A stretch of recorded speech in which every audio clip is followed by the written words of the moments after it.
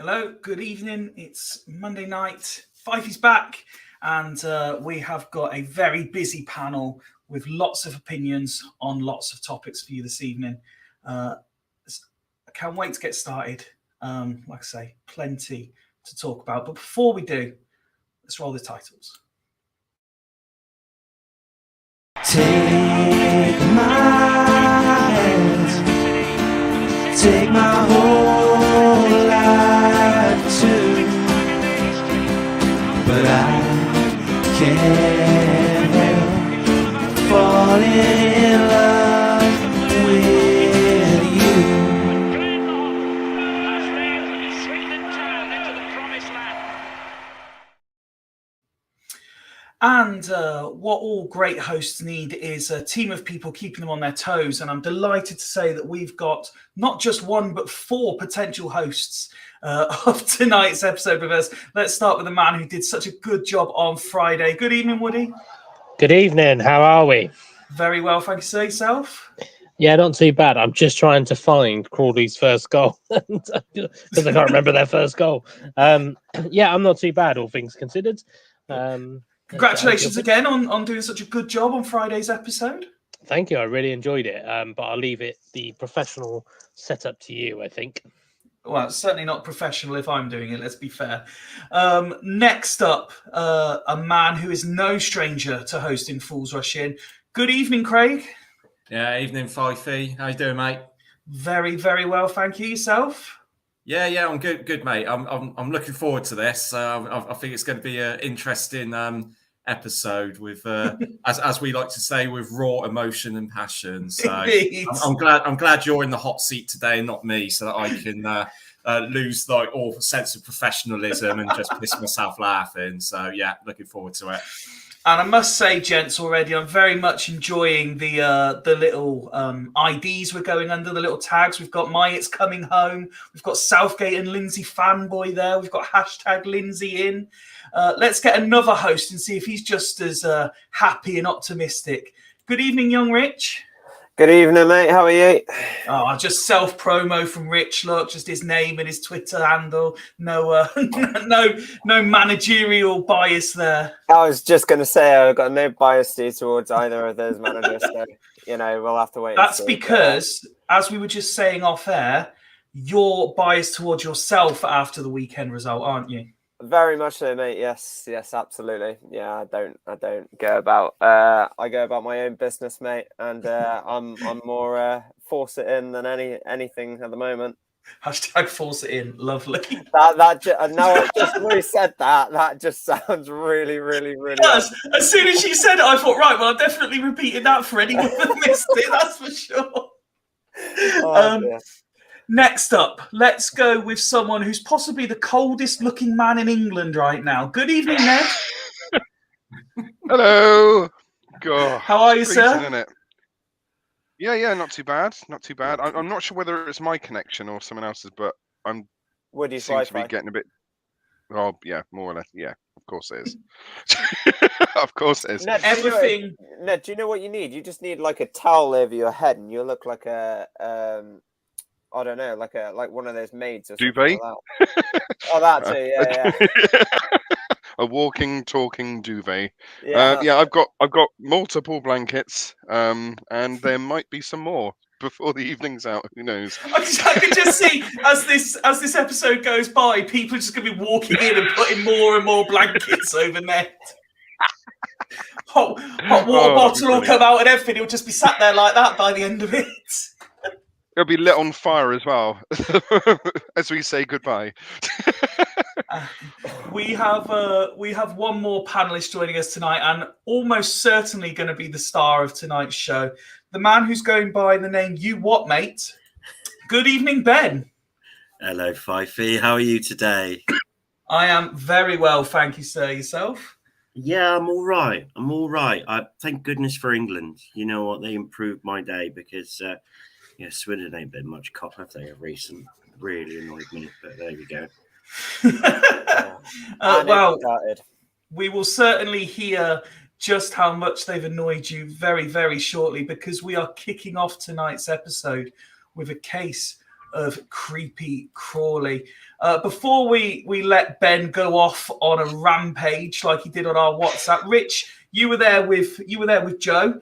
You left us a very informative, top-class ITV level punditry at the end with the 4-second video that me and Craig were posting all over socials that basically said, shit. Yeah, I thought I'd go all Roy Keane on it, to be quite honest with you.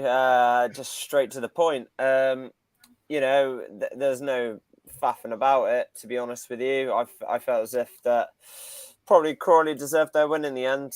We just didn't have we just didn't take our chances whenever we got them. Like, do you know what I mean? There was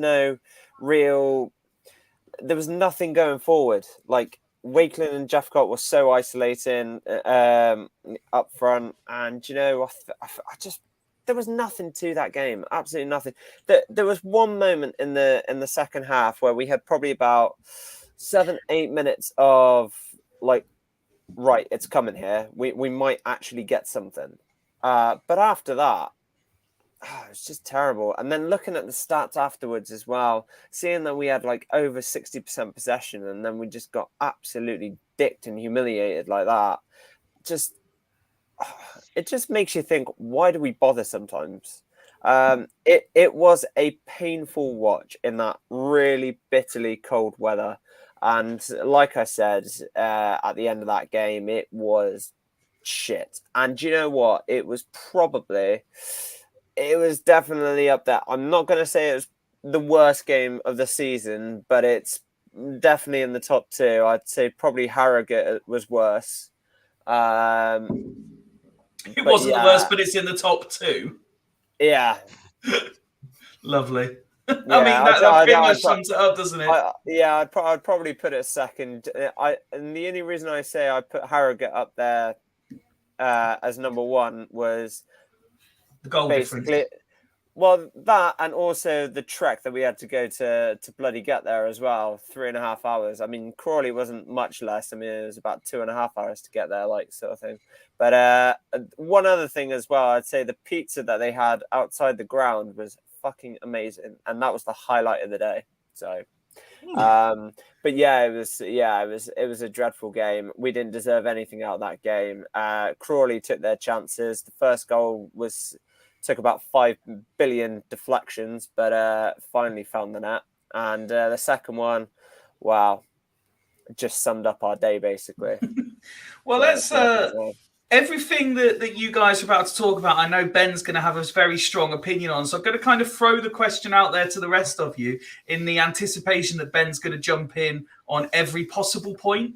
But Woody, let me come to you with all your experience and know-how and just ask, why doesn't 3-5-2 seem to work? Well, I have to admit, I didn't know the stats behind it until Ben went on his WhatsApp rampage, to be totally honest. But maybe it could be just a personnel thing. I know the formation has a big impact, but I think there comes a stage where we've got to look at, have we got the personnel to play a 3-5-2? I think if we're playing the right players in there, it probably would work. But I have to admit, I didn't see much of Saturday. As you guys know, I'm committed on Saturday afternoons at the moment. But I don't know. Was the starting back 3 good enough? Was the wing backs good enough? I'm guessing it was Hutton and Blake Tracy as the wing backs. Sometimes the problem is with 3-5-2 in general, I think, is like where 4-4-2 exposes you in the middle, 3-5-2 will always expose you on the wings. And most teams in this league will play 4 at the back, which means they can afford more space on the wide areas. But I'm not going to lie, you can't, as I said, I was trying to still find the first goal, but that second goal, come on, fucking hell, that's nothing to do with the formation. That's just a really awful bit of play. I think it was Reed that's tried to play it back. Darcy, well, it seemed that his boots were stuck in the mud at that point, and God knows what Brim was doing that far out so early. But yeah, I just think that that's not a formation thing. Sometimes it is a formation, but I think we should be able to play any formation against a team like Crawley, and we should be beating them. Yeah, I mean, when I quickly switched on Friday, that's exactly what I said. If we have any realistic ambitions of maintaining a playoff even or promotion push, then these are the sorts of games that we have to be winning, not getting turned over the way we did. And Craig, the frustrating thing, I suppose, is when you look at some of the other fixtures and results, it's another wasted opportunity, isn't it? I think there was if it had been 2-0 to us, I think we could have been as high as fourth by the end of the night. Yeah. I mean, every time you drop points, it's a wasted opportunity. It's still fairly close, but that's not always going to be the case. I think we can rule out automatics now, that's for sure, because the gap is, I think it's about 8 points now. Yeah, we can probably claw that. It is possible to claw that back, but with this current squad, I really can't see it happening. So yeah, and especially like we said, against a team like Crawley, I mean, they were in better form than what they were obviously at the start of the season, so it wasn't going to be easy, but it still was a place where we should be getting 3 points.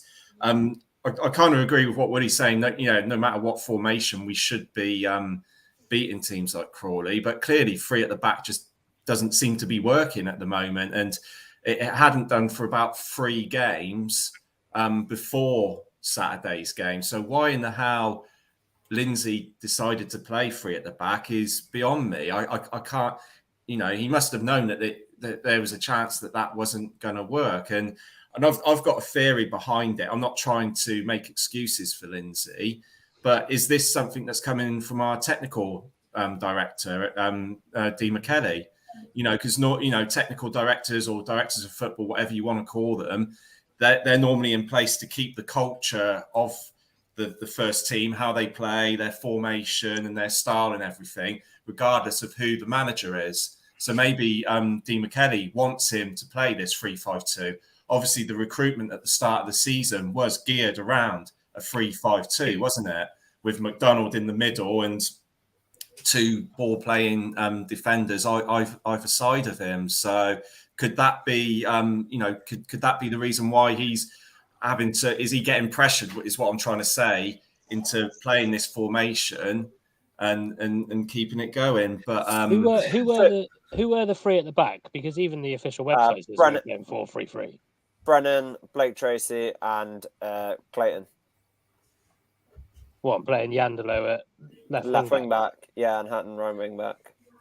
And I think as well. I think last Saturday's game, I didn't watch it, but from what I can tell, I think it's put to bed Iandolo playing as a left wing back. Yeah, he shouldn't be playing there. I've always said his best position from the beginning of last season is in a part of a midfield 3. He should be playing there, but he's hardly had a chance to play in that position this season. So yeah, it was a missed opportunity, and it's not looking great at the moment. No wins in four games, and we've got a very, very tough month ahead. Rest of the month ahead. Ned, there's been a stronger than usual reaction online. A lot of people now daring to go Lindsay out. With a lot of the criticism, I mean, there are generic complaints that are coming in. We simply don't score enough goals for the squad that we have, things like that. But the main complaint I saw was where was the work that's been done over the 2-week break leading up to that game? I mean, this is I wrote down a few points that I wanted to bring up, and that was the very first one. What was he doing? Because apparently he did mention it. He was saying that we've worked on a few bits and bobs during the time off, but what did he work on? How to fucking concede against a team who couldn't possibly hit a fucking barn door with a banjo? God only knows. I don't know. With that game, neither side just should have won the game. I don't know if there's a way both sides can get 0 points, but they're both absolutely dog awful. Crawley's first 11 are garbage, and the whole, is the personnel good enough? I think people saying that the first 11 isn't good enough, I think that's a load of rubbish. The first 11 is good enough. but something's not right, and I can't put my finger on what's not right. I mean, and unfortunately, that means that my fingers are well and truly pointed towards, the head coach or the manager, whatever you want to call him, because if the team's good enough to win, but we're not winning, then there's something essentially wrong. I think in the game, as soon as Clayton come off, that was like the downfall. That's where we,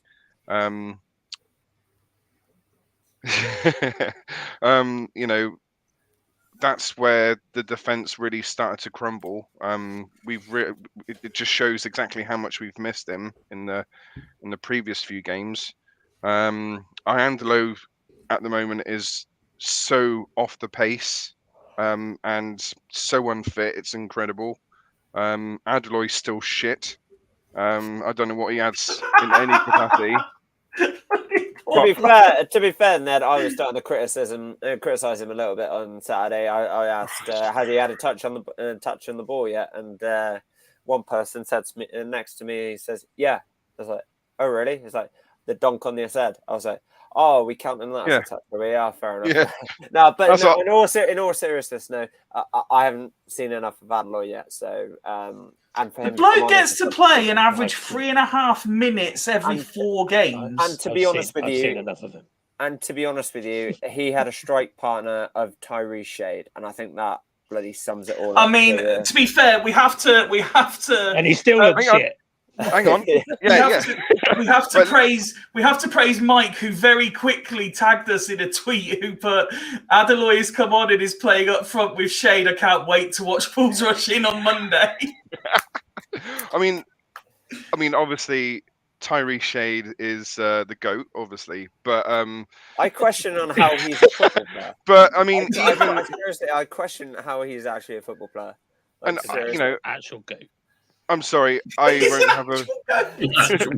won't hear a bad word said against Shade because I think he's great. But in all fairness, he looks like he's playing with zero confidence at the moment. So something's not right. Something's not right at the moment, and it's weird. But lame Shade. It's not Shade. You just said he was low on confidence. I think we can definitely question some of Lindsay's decisions. But and I think I'm normally one to sit there and look at what's do we blame the manager straight away? But let's be honest, not that long ago we were all saying let's give Lindsay a chance. And we've kind of lost 2 games that we shouldn't lose. With some fucking stupid errors, as I said earlier. We're not winning games, yeah, granted. We're not scoring goals, but that's the thing with this league, though. It throws curveballs, and teams go through bad patches. I mean, Ghana had so many last season. There was different spaces of where we were losing 3 on the bounce, and then suddenly we just got a swift of really good results. And people will say, people are so fickle. They're like, as soon as they have a bad run of games for some reason, they're like, oh, that manager out, and stuff like that. And I just think it's absolutely ridiculous. And with a league like League 2 as well, you'd expect that how it's so close in terms of points is just where teams go through bad patches and then unusual results. And that's what we've had the last couple of weeks. That's a fair point, Rich. And we have to realise as well, when we played 20 games at this stage last season, we only had a point more under Ben Garner than what we do now. Okay, but let me. That's an absolutely valid point, Craig. But let me throw something else at you, and on the same vein.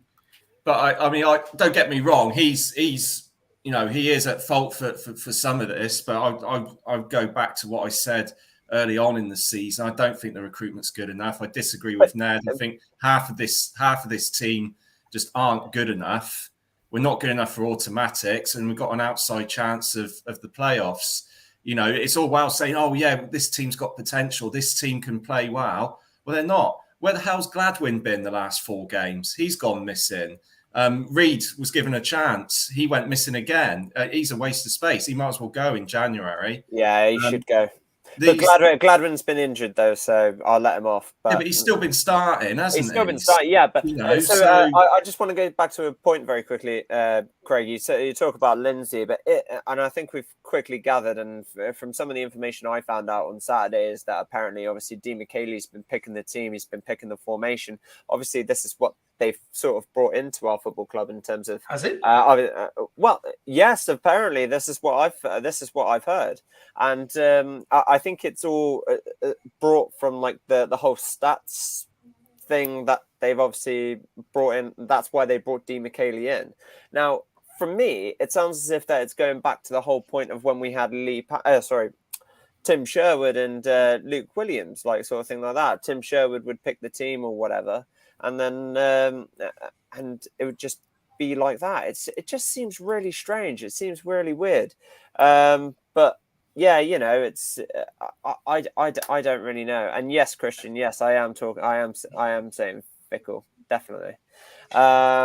But yeah, I don't really know what to make of what's going on in the background at the moment. Again, I do think it is the players, but I do think that Lindsay needs to have a little bit more control.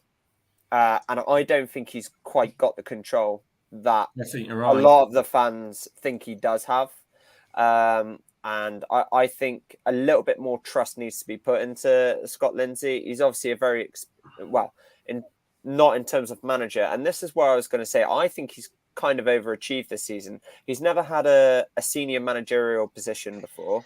And now, no, I'm not making any excuses or anything for that. That's not an argument. I've had enough of this argument of people saying Lindsay's still learning. He's been in the game fucking long enough. No, exactly. I'm not saying that. I'm not saying that. But I think in terms of results and for him, for his own personal, I think he has kind of overachieved and everything like that. This is our first ever look at Scott Lindsay. No, he has, because we've had nothing. No, we had the same argument last year that we were overachieving last season. We fucking weren't. We underachieved last year. These were the same people that were saying that Lindsay was doing all the hard work last year under Garner. Well, no, this is what I'm saying. But the reason I'm comparing this is basically from Ben Garner's point of view. Obviously, we've just seen that I'm sure we'll talk about it later, but he's obviously just been sacked by Charlton.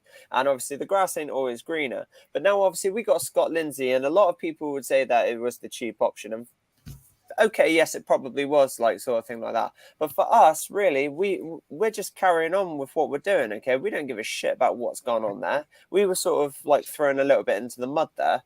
But I do feel as if that Lindsay is doing quite a good job. And with what he's got and with the players that we have got, but I just, like I said to Craig, I just think he needs to be given a little bit more control, because at the moment I just don't think he's got the control that a lot of the fans think he does have, and I think a little bit more trust needs to be put in to the club and to Lindsay, and I think we'll start to see results.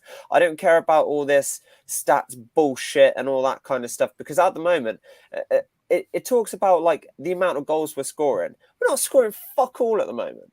So why the hell do you think we should be listening to some fucking dodgy stats thing? Stats don't win you games. I'm sorry. Stats don't win you games. Going out there, working hard and actually playing good football and actually getting into attacking positions and playing the right formation with the right players gets you fucking results, okay? Do you see Leighton Orient going by a stats thing at the moment? They're top of the fucking league. And they've got that's the key stat. Yeah, exactly. At the end of the Leighton day, table and I've got some stats I can share in a bit once Ben's had his say, because he's been waiting patiently. Yeah. As you raise that point, there are some stats I'll bring up a bit later. But so just picking up on a couple of things you've said, so that we can lead in nicely to Ben.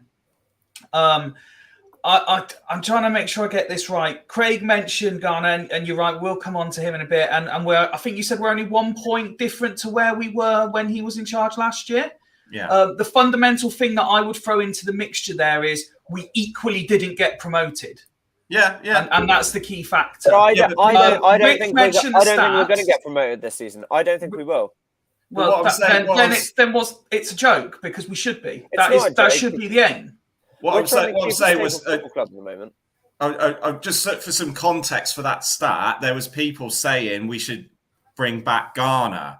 And my point being is he was dug only his own grave. we're only at a point worse. There would be no point. Just and as you rightly said, he failed last season, so that was the context that I was trying to make in that comparison. And I actually wanted to say something about what Rich was commenting as well, but he actually said it himself in that yes, our model may be based on the stats, but the stats are we're not scoring goals, we're not winning games, and it links into pre-season and we. Every podcast is harping back to this, and we're only right to as well. Pre-season, we were told to expect a certain style of football. Mansfield, possibly. Can anyone name another game where we got the style of football we were told to expect? Rochdale, but that's only because they let us. Yeah. Agree. This is the second time I've seen this pop up. Top of the water polo league. But just before, because Ben has waited very patiently, just a couple of comments coming in. Rob on Twitter, in regards to the Lindsay comments a couple of minutes ago, he should have full control of the starting lineup, or else you might as well stick Sandro in the dugout. Absolutely baffles me, that model, if that's the case. Liam's been talking about overachieving last year, and as I've said, I will argue it till the cows come home. Liam, if you want to discuss it, I'm more than happy to. Now is not the right time. But regardless of the very valid points you make there, the squad that Swindon Town had last season should not have settled for a playoff place and should have got automatic promotion. Christian as well, he's put there, if he wants to learn, he can go and learn at Chippenham, not one of the biggest football clubs in England. And then Mark with some very valid points as well. We were class against Bradford and Mansfield. Yeah, we had 1 week this season where we were borderline superb. What's gone wrong since then?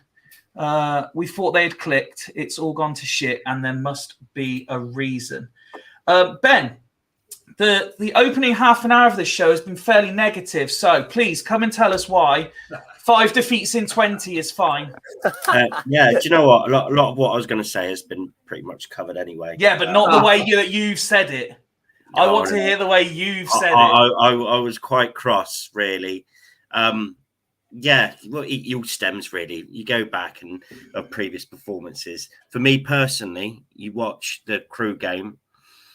My personal gripe at Lindsay was his assessment of the Crew performance, his in-game management of the Crew performance, and what I think this was touched on earlier, what they've actually been up to, because I'm sure they would have watched the video back between them, seen what would they done wrong, what done bad, and say, right, we've got 2 weeks here to put it right. 2 weeks, we've got players coming back from injury. You know, we can work on Crawley a bit. We don't know who the managers and how they're going to set up. We can see how they set up previously, because he's probably not going to go too much different to that, because he wants to have a look at them. And we can just devise something different, just giving something to think about that's a bit different. And we did exactly the same against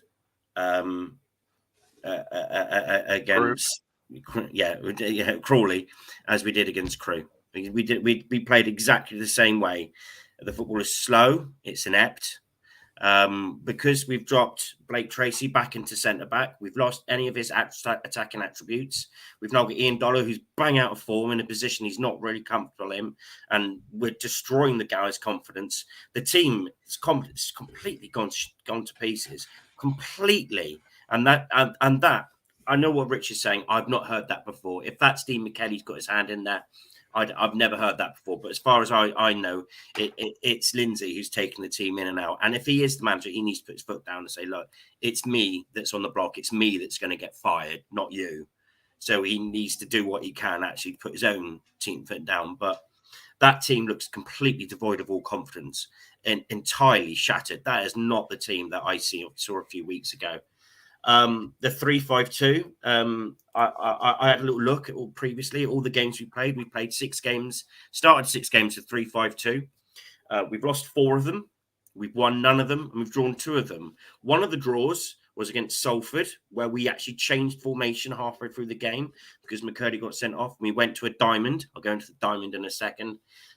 And we would have lost that game as well if we carried on playing the the 3-5-2. And in that time, we scored 1 goal in 6 games. So it doesn't work.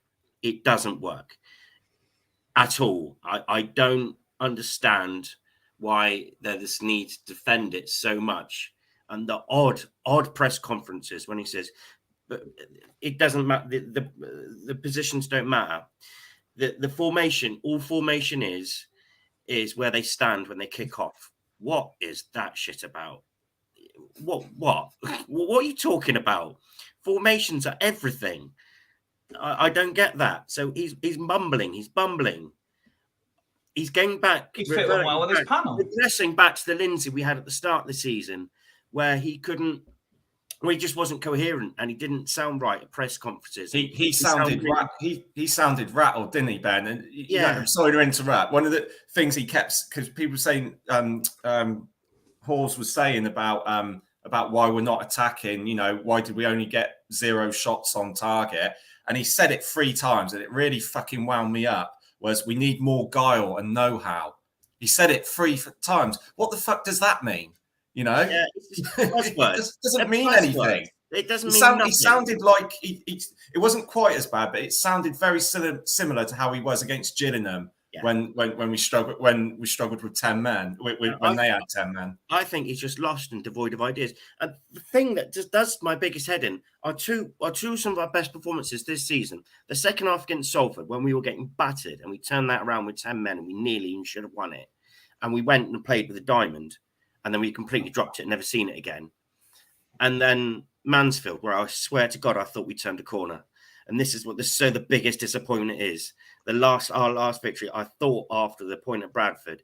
And then when we scored 5 at Mansfield, this is us now, we'll kick on. When we played fucking Diamond and Reedy was back to Reedy playing at the pivot at the Diamond.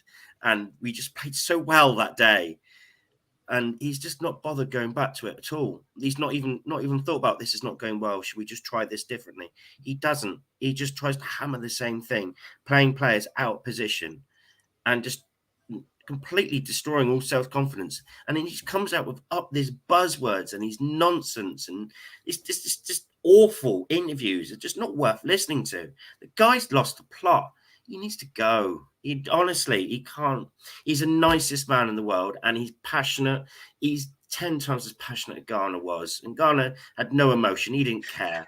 But again, really as much as I want to give him a chance, walking over to the fans at the end of the game, giving it the whole chest pump, that's not going to get you promoted either. It's not going to get us promoted. I can do that. I do it every game. I shout a lot and pump my chest and give it the big one. I'd be a shit manager. But at least I can see where it's going wrong and I can see where things need changing. He's just blind, completely blind to it. And it's just like, it's not going to change. I can't see it changing. He's got another week and he's going to watch it. And if we do it again against Wimbledon, who are flying, we're going to get beaten 2-0 and we're not going to even look like scoring. And the fans are going to get nasty again. And it's going to get a bit toxic again. And it's going back to what it was before we played Sutton, where he was basically one bad game away from the fans really turning on him. And he brought it back. And yeah, he just needs to go. And he won't go. He won't get fired until about 17th or 18th in the league. So this is what we're stuck with. And no matter what we do in January, no matter who we sign in January, it's just not going to change if he just doesn't start playing to play his strengths and just doesn't dump what doesn't work and just play the 3. I'm sorry if Wakeling can't play up front, play as the 2 up front, but he needs to sacrifice that for the rest of the team because we play better with a 3. We even play better at a diamond, but for some reason he just doesn't want to do it. So I don't know, but yeah, I'm just lost for words. I'm completely lost for words. Thank God for England, honestly. Thank God for England. It interests me that last sentence you said there, Ben, because you've been probably the most vocal advocate for let's call it a 4-4-2 diamond. And then you've even said it probably 2 or 3 times in that segment there and then ended it with, but if it suffers Wakeling, then so be it. We play better with a 3. Yeah, well, yeah, it does. Sometimes you need to find players in their best positions, but occasionally he's like saying, well, we've got to play Wakeling in the central. We've got to play. And I agree, we've got to play Wakeling central. He does play better as a central, but not if it affects the other 10. So for the one player, you can push him out wide and Wakeling can work that, or Wakeling sits out and waits his turn. And maybe Wakeling plays ahead of Jeffcott. Maybe we do that. I don't know, but it's just dump the fucking 5 in midfield. Just dump it, for God's sake, go. We all know we're all obviously in there. We all know exactly what Ben thought immediately after the game with how I mean, he used the word toxic about the fan base. Our WhatsApp group wasn't much better on Saturday. The tweet coming at half time and it was 0-0, and the game, the Sky report on TV was taking the piss. It was going like this game is shocking. If anyone saw this game, he was joking about going, this team's so bad, why have you sent me here? Both awful teams. Swindon looks so pretty, just with nothing on the final third. And sorry, I'm going to stop now. Right. To answer the question that's come in on why I'm wearing Oxford colours, because it was also asked earlier, I think it was by Sean possibly. This is a Fools Rush In t-shirt that was lovingly made for me for our Christmas do last year. And all the other guys got a nice red one. And I got made to wear a yellow one as the head boy of the pod. You know, we look like basically we went out in Swindon looking like a stag do, and I was the one that was made to wear the Oxford shirt. But I love my Fools Rush In t-shirt, and I wouldn't change it for the world. Thank you, Ned. Quick straw poll then, because obviously the 6 of us constitute a fair representation of the Swindon Town fan base. If you had the choice as of 9 a.m. tomorrow, Lindsay in, Lindsay out. Rich. Lindsay, you got to give Lindsay a bloody chance. Like, do you know what I mean? I think, I think he'll be given to the end of the season. Either way, doesn't matter if we're promotion, not promotion. He'll be there to the end of the season. I don't. The question wasn't what do you think will happen. It's he'll be a Lindsay in. You're Lindsay in. Ned? Oh yeah, Lindsay in. Well, if I could just say something quickly, I think the point that was made a few moments ago about Ghana having the same amount of points, I think it's a false sort of false economy anyway, because if we didn't have Sol Bryn, we wouldn't have got as many points as we've got now. But if Thingy didn't have McCurdy and Jack Payne, we wouldn't have had that many points last season. Correct. Well, yeah, but I think we would have lost a lot of games. We would have lost a lot more games. We scored a lot of goals though. Yeah, but we would have lost more games if we didn't have Sol Bryn in. But that's just my point. I think it's a false economy. Yeah, I'm Lindsay out. I've had enough. Woody? I'm not Lindsay out because it's only 2 league games that he's lost or whatever in a row. And it was the FA Cup, which we historically get knocked out of anyway, which isn't good enough. I'm not saying what Lindsay's doing is good enough at the moment, but at the end of the day, like, does he warrant losing his job as a result? Not yet. Of course, my concerns are up, but I don't think he warrants losing his job yet. Craig? Yeah, I'm similar to Woody. I don't see the point in changing manager until the transfer window anyway. If we're going to do a change, do it then and bring in. Well, no, you have to do it before, so he's got time to assess the current squad. Surely, exactly. 100%. I'm sure you can assess the current. If they've got somebody lined up, they'll be assessing the squad long before Lindsay gets the boot. Anyway, I'd imagine. You know, if our analytical, statistical department is as good as we say it is, I'm sure the information would be there for an incoming manager. So I don't see that being an issue. But yeah, not yet. No, see how we get on until January, and then the boards will need to make a decision. I think. But can I just also say before I move on about the statistical side, and I think Rich was right about, you know, it needs to be simple. It's about scoring goals, you know, and what you need to score goals, shots on target. Obviously, we got 0 on Saturday. And I'm just going to share this because I just did this a bit quick. Let me just close my OnlyFans and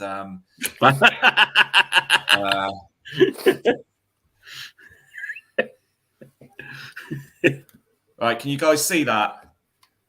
No. I see No. Debbie from Debbie 19 Hang from on. Essex. Is that your only fans? There we go.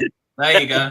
There we Is go. that there? Right. So these are all the games that we've played this season and the number of shots on target that we've had. I don't know how many of these are clear-cut shots, but in total we've had 91 shots over 20 league games. So that's an average of 4.6 shots per game. Fifey disputes that Bradford one. Sorry. Fifey disputes Bradford. Yeah. Well, yeah. I mean, this is according to the BBC, by the way. These aren't, Always factually accurate at the BBC. Yeah, I mean that's what I'm going by.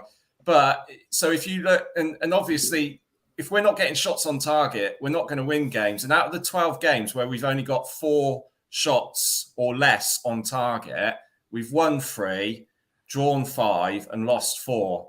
So that means we only got 14 out of 36 points.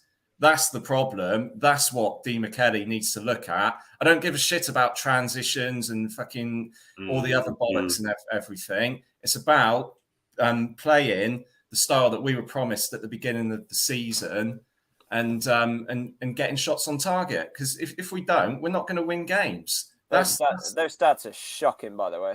Yeah, they are.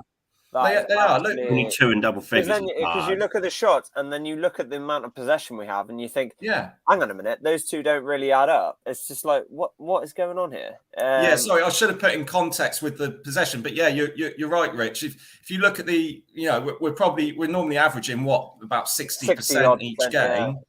Yeah. And to only get that amount of shots on target. I mean, if you take out the Mansfield and Rochdale games, it would be under 4 shots per game. Yeah, on average, and it's not good enough. Something's clearly wrong there, either on the training ground, or with recruitment, or with Lindsay. Probably a combination of all of them, I think. But just very quickly, Craig, were they shots on target or just shots on goal? That's shots on target. Oh, that's shots on target. Oh, okay. Yeah. That's shots on target. So, we had 10 shots, I think, against Crawley. And none of them were on top. But I still don't think that's good enough for an attacking team such as ours. It's still not good. And the amount of times where we've only managed 1 shot on target, or the 2 times when we haven't even got a shot on target, that's not good enough for a team that plays possession-based. To put that in perspective, there is not a game around where a team should not be having a shot on target. Yeah, exactly. Can I just remind you all as well what Dean McKelly said at the very start of the season? Why he was asked a question, why should Swindon fans buy season tickets this season? And he says he guarantees attacking football. He guarantees football that will bring the fans in. He guarantees thrilling games of football and attacking, free-flowing football. That's not what we're being sold now. Yeah, it's just not. That's the stat. Forget about all the other stuff. That is the stat that they need to bloody work on. Sorry, Craig, just because it relates to your point. Right. On that then, Dean McKelly has the power to sack Scott Lindsay. That's the way the director of football works. So, yes, okay, if Lindsay's not good enough, why is Dean McKelly not getting rid of him?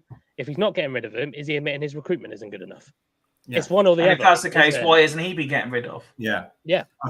Let's be honest as well. Dean McKelly doesn't actually come from a footballing background either. He had a little stint at Wigan last season, but before that, he's not really had much time in football, let's be really honest. So why... it baffles me a little bit. Like, what has he really achieved with the recruitment that he's done and with the type of football that he says that that he was aiming for and that he was guaranteeing, and that we were going to have shots on target, there's going to be goals and everything like that. What has Dean McKelly actually achieved? He did do quite well at Wigan. He had a good reputation at Wigan. But Wigan, they had more than he just was there for 1 year, wasn't he? Yeah, he was there for 1 year, but they had more than it was more than just him though. They had a whole team there. It wasn't just him single-handedly doing all the business at Wigan. Here, he is a director of football, whatever his title is, and he is on his own, and he is working personally with the coaching staff and the team itself. He was basically a trainee at Wigan. And he was learning his craft in football, that's what he was doing. He was there to develop. He was there to basically learn about the football and how it works and everything like that. And then he was recruited by Swindon to come in and be the director or technical director or whatever it was. So really, he's had no real footprint in the footballing game. So really, you could argue he's had no footprint here. To be fair, in his Exactly. time since he's been here. Exactly. I think a lot. You know, Always turns up to the Q&As though, doesn't he? Well, yeah, but I mean, I'm not trying to get Lindsay off the hook or any of the players, but I think questions need to be asked about Dean McKelly's involvement. As Woody said, you know, he's the person in charge of recruitment, and I don't care what anyone else says. There's no way Lindsay had high input into who we sign. I reckon his input was very minimal, and this is down to Dean McKelly. I think. Well, we were signing players before McKelly's- Lindsay was appointed. Yeah. Yeah. Well, that was true. I think Dean McKelly is mainly pulling in the strings here, if I'm being brutally honest. Yeah. But and if the rumours are true that he is actually picking the team based on the stats from the previous games as well, then I think that's a big problem too. So I do think, yeah. We have had a comment come in on Twitter on this as well from Rob. If he was that successful at Wigan, he would still be there. Obviously, they've seen him as easily replaceable. Just very quickly before I forget, if I can, and then I'll come back to you, Woody. But Ben, you're the only one who's not had chance for Lindsay in or out. Oh, Lindsay in, of course, mate. Yeah, all the way. Rich was right. We are fickle. Yes, I stand by what I said. Really, I think I was seriously disappointed with them. I was really frustrated with them against Crew, and I thought the least that he could do was try and learn something, and he didn't learn a thing. And he's got more and more bizarre in his press conferences. So for me, I'm out. Okay. Sorry, Woody, you were going to make a point. Well, I was just going to say about Dean McKelly, I'd like to wonder where he's getting his stats game from, because I had a look at his LinkedIn page, and he's worked at like Sky Bet and Coral.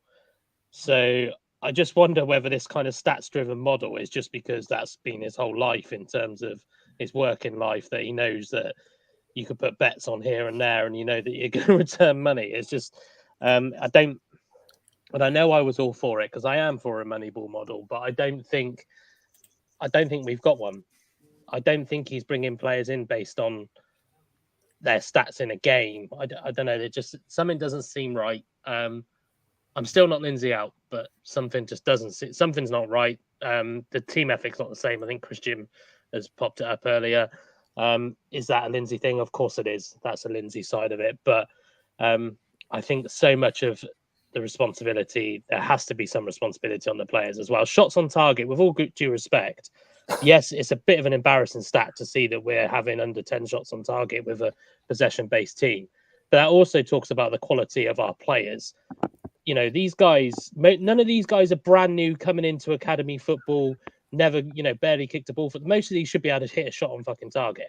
If you're a professional footballer, you should be able to hit the shot on target. That's not a Lindsay thing. Yes, it's something that he should focus on. But with all due respect, we signed Wakelin. Even though I'm a massive fan of Wakelin, who played in the Leicester Academy, they'll be teaching you to put shots on target. They would have coached them all the way through. Jeff Cott, one of the most potent goal scorers, in kind of the lower levels. Why is he not doing it? So yes, it's a way up of the confidence versus the quality thing. My biggest gripe with Lindsay, and I agree with Ben in some ways, my biggest gripe with Lindsay is it feels that he cannot pick out a bad player. I genuinely feel that he cannot. He picked out Reed, and then, in my opinion, kept him out for too long, and then it's absolutely damaged him. And so I think that's my one criticism of Lindsay. But if every manager had every single quality, they wouldn't be in League Two. So it's but yeah, I do. As I said, I'm concerned. I'm not Lindsay out yet, but it's going to have to get better this month. We need another October.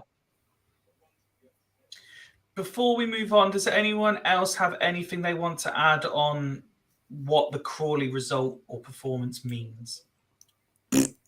Not so much Crawley, but I mean, if you take into consideration the victory since October, apart from Mansfield, all the victories that we've taken have been against teams that we definitely should be beaten. So that's all I'm just going to stick on the end there. Like Colchester, Hartlepool, Newport. They're definitely games that we should be winning. But the last two games, we should have won the last two. We only didn't even win those. So that's where I'm sort of going with my thought process. We're getting worse again. We sort of obviously were increasing over a lot. What's going on? Over a long period of time. Oh no! There we go. Yeah. We were getting. Danny's overcompensating for the amount of time she hasn't named Woody. She's, we were getting better with each performance, and it's fallen off a cliff now, isn't it? Fallen off a cliff. Yeah, it's dealt up. And that 6 points in the last two games against two very average teams that we should be beating. Now that 6 points would be the difference between 7th and 10th at the end of the season. That if we do miss out narrowly, those are the results. You look back and go, you know what, that's where we pissed it. No. If we miss out narrowly, it's because we drew too many fucking games. Yeah, that's what it is. No. You can't criticize Ben. You can't criticize us losing and then say that the 7 draws or whatever it was we had in a row was good for the team. It wasn't the 7 draws. We started. You know what? I wasn't slating the team then.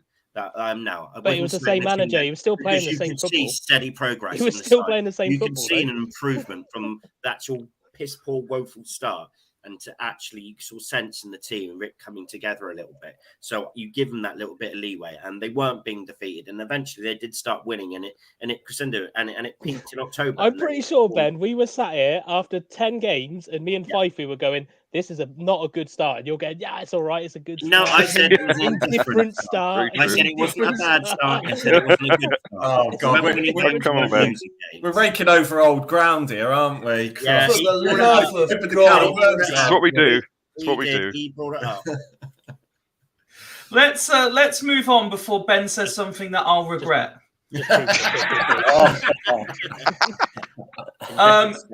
If it was a bad weekend for the men's team, Woody, it was let's say a mixed weekend for the women's teams, and unfortunately for the first team, another cup exit this weekend. Yeah, I don't know. Did you go, Rich, by any chance? No, but I was texting Dave during the game, so yeah, I got. Yeah, I mean, he rung in a few changes, probably too many, to be honest. But I was quite personally, I thought that team, and I don't know if Rich agrees, I think that team was good enough to win the game. Especially, it's difficult because obviously the pressure, I guess the pressure was on Swindon Town, because obviously they had won 11-2 in the cup final last year. But with Emily going down as well, I was actually quite pleased for Grace Kazir, who was in goal, who's actually 16.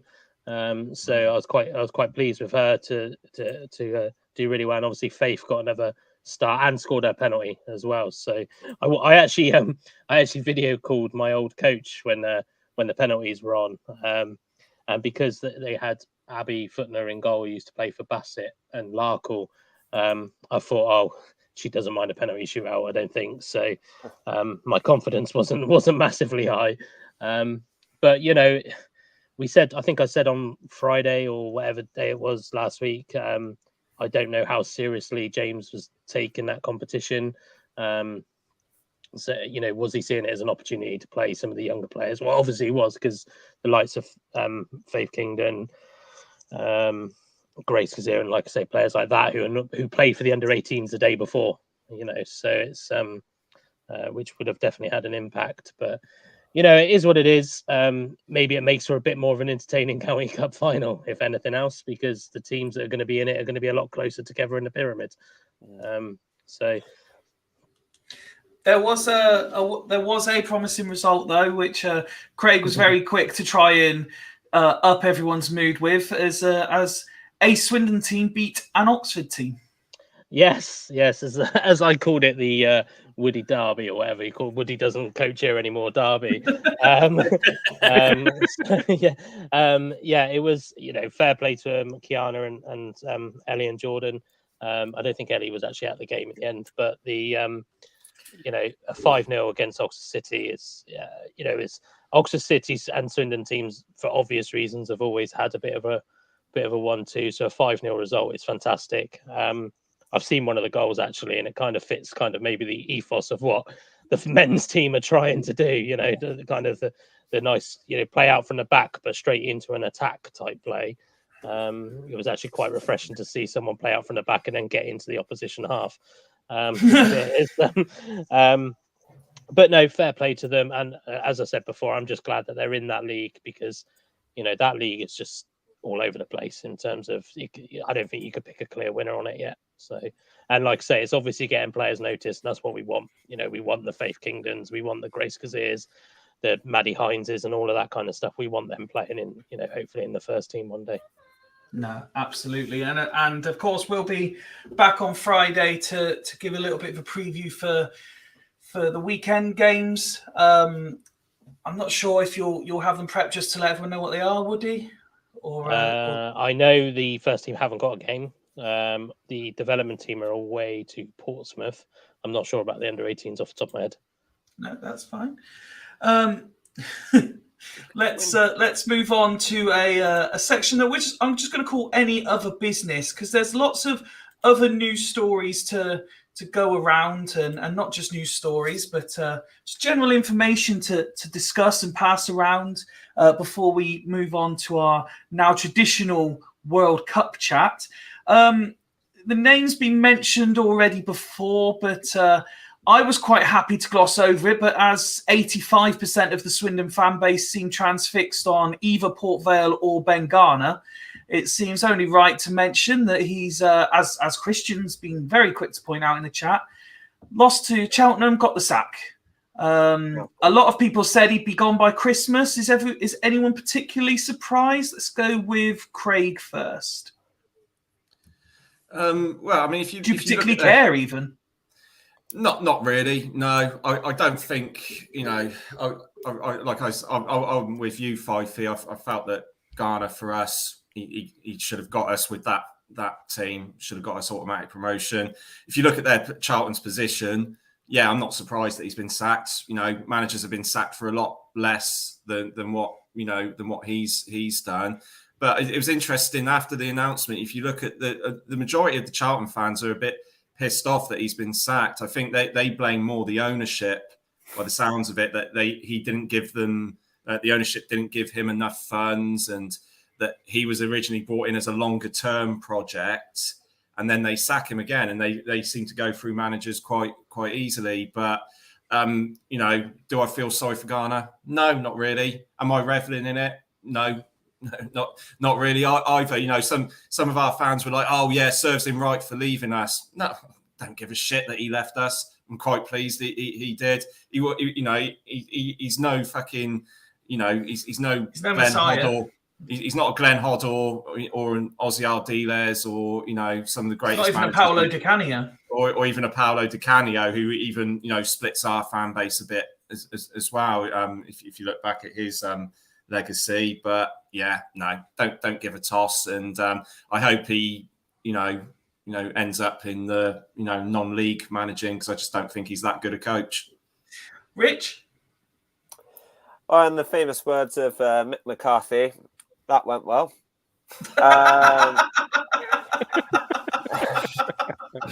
Yeah, all I can really say is the grass ain't always greener. I actually remember the day that the rumor came out that Garner was actually leaving us, because it was actually my birthday, and I remember getting a text quite late on that day, probably about 10 o'clock, saying that Garner was going to be leaving us. So I thought, Garner's leaving. Happy birthday! Happy birthday! Yeah, a couple of days after the playoff semi-final second leg. But I think the one thing that really pissed me off about Garner was that apparently he had the interview during the time of the first leg and the second leg of the Port Vale ties. So, and I just think, well, his mind was already there. He didn't give a shit if we got promoted or not. It's no different to Billy Painter signing for Leeds before the playoff final, I suppose. Well, no, it is a little bit different, because he's actually earned that. He actually earned that opportunity, sort of thing like that.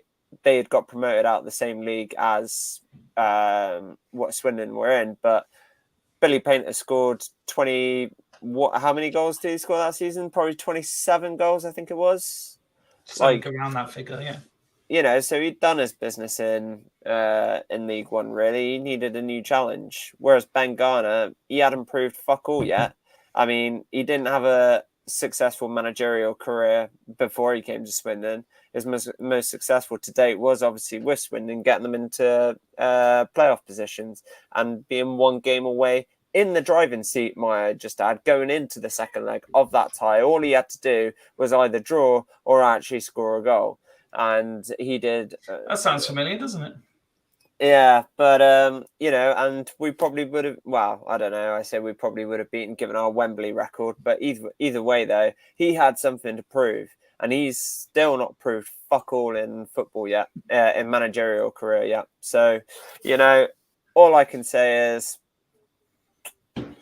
nice knowing you, Ben, but you won't be coming back here. That's all I can say. And you know, I hope the money that you had for 6 months was worth it, because it's where as we were, and now you're without a job. So, he'd have been paid off handsomely for it. Exactly. Rich, I'm sure. So he's not going to be crying tears into his cornflakes that this morning, I bet. Yeah, he can have might be in a few months' time, though. Ned, what's your take on the situation?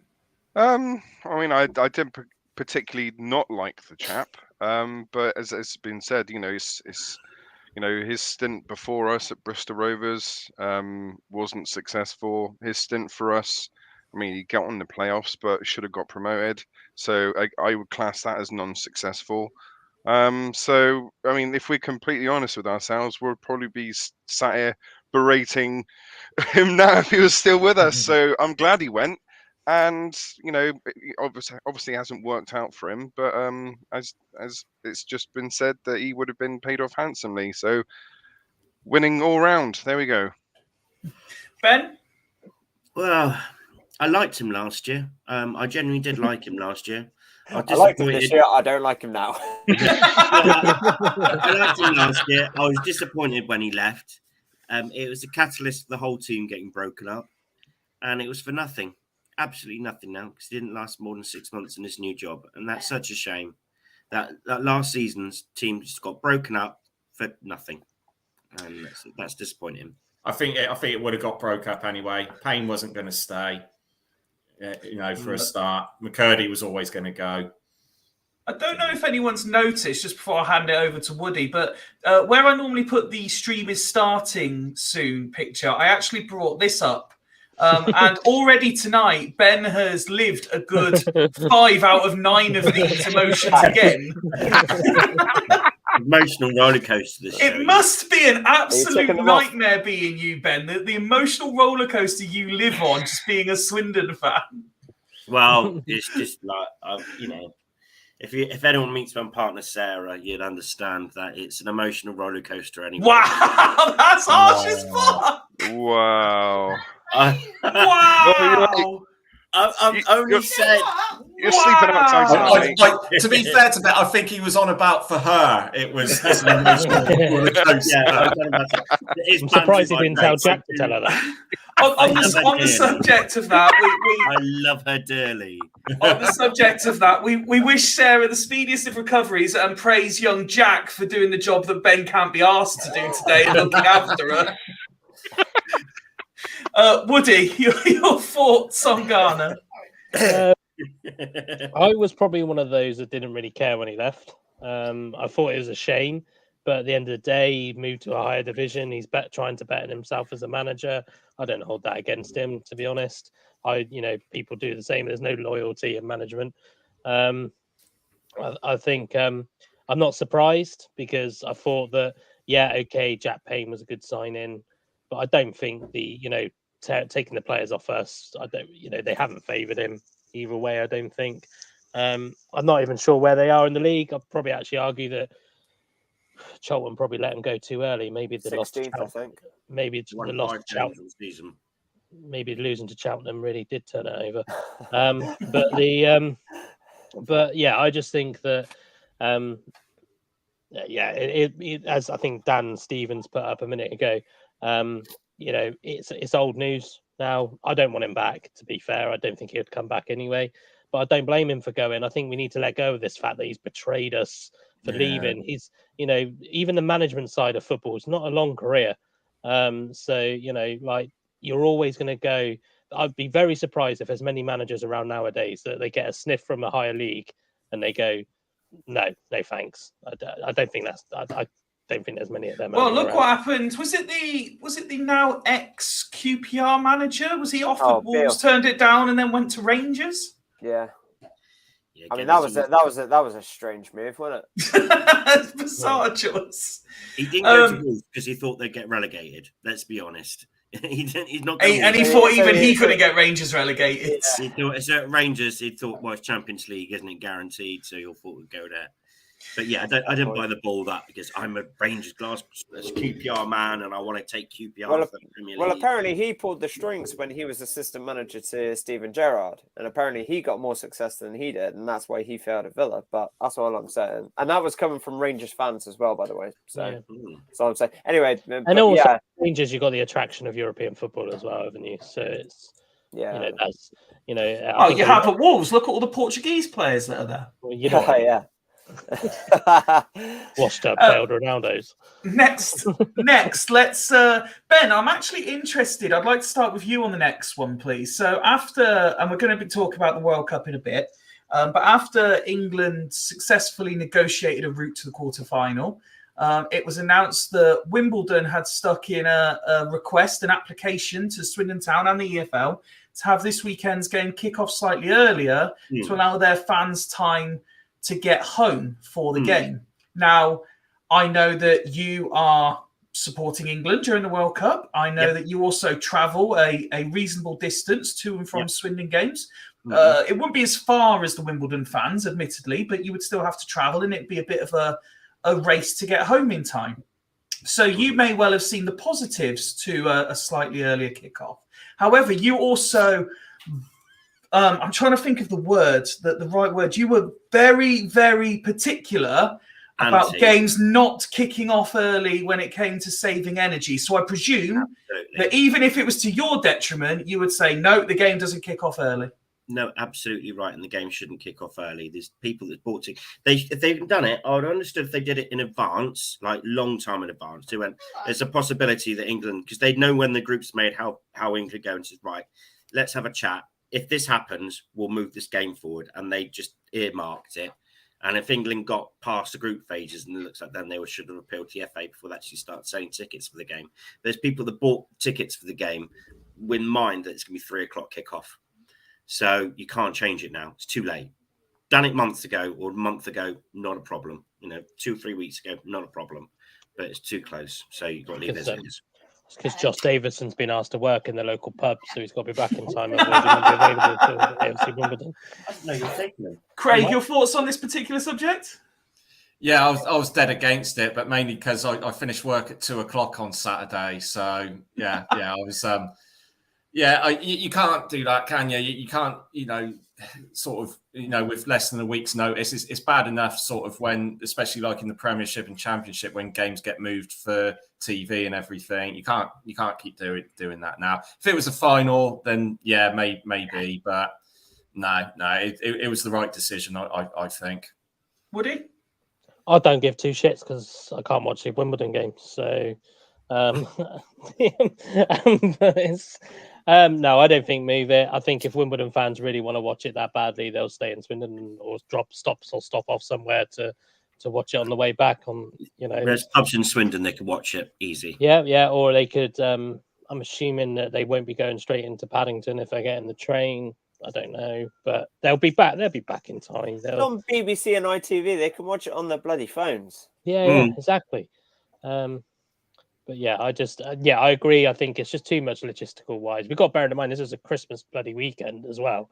Can you imagine the police trying to sort all of that out in short notice? And And You if know, you as ca- well if as you ca- as if well you as ca- stopping Karen and Sharon from fucking arguing in Sports Direct. It's just a nightmare. But Wow. but yeah, I know. I think no, yeah, don't change it. I think a lot of it's a mountain out of a molehill. Football fans will always find a way to watch football. They'll always find a way to watch football. It's making a mountain out of a molehill. Ned? Yeah, I agree with everything. I think all 30 of their travelling fans can watch it on the coach on their way back. It's not really too much of a drama, is it? So, Yes, yeah, the coaches have little TVs on as well, don't they? So exactly. You just, if they've spent any money on their coaches whatsoever, I'm sure they can Bluetooth it on the screen if they're stuck in traffic. But there we go. All 30 of their fans should be accommodated.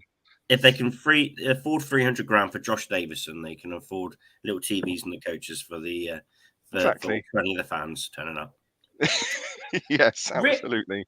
Rich, as someone who does a lot of travelling for football, are you any more sympathetic to the Wimbledon fans than the rest of your panelists? Nah, no. There's always like the boys have said. There's always ways to watch football. Like I said earlier, you can all get it on your phones now, like sort of thing like that. And yeah, I mean, you don't have to do anything for a TV license using the BBC iPlayer app. You can literally just go straight through. So there's no excuses. Shout out to the BBC. It does ask you if you have one. It does, but you just press yes, and it doesn't matter if you have one. No one's ever pressed no, and it's just shut down. It'd be interesting to see the stats of how many have said no.